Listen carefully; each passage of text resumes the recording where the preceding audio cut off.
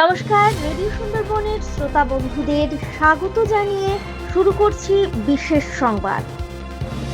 ভারতের ঐক্য ও অগ্রগতির প্রতি নিবেদিত প্রাণ মহান জাতীয়তাবাদী মনীষী ভারত কেশরী ডক্টর শ্যামাপ্রসাদ মুখোপাধ্যায়ের ১২৫তম জন্মবার্ষিকী আজ।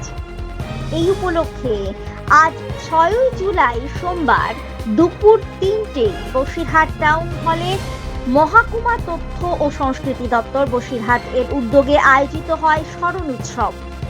অনুষ্ঠানের সূচনা হয় বন্দে মাতরম ও জনগণ মন অধিনায়ক গানের মাধ্যমে।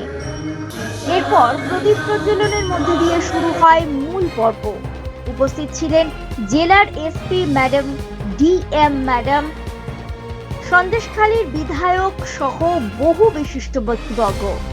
তাদের উত্তরীয় ও গাছ দিয়ে সম্বর্ধনা জানানো হয়। একে একে সাংস্কৃতিক পরিবেশনার মধ্যে দিয়ে অনুষ্ঠানটি সমাপ্ত হয়। শিক্ষা ও দেশপ্রেমের বার্তা নিয়ে ১২৫ বছর পরেও প্রাসঙ্গিক ডক্টর মুখোপাধ্যায় শ্রদ্ধায় স্মরণ করল বসিরহাট। টাকি থেকে রেডিও সুন্দরবন 91.2 FM। নমস্কার।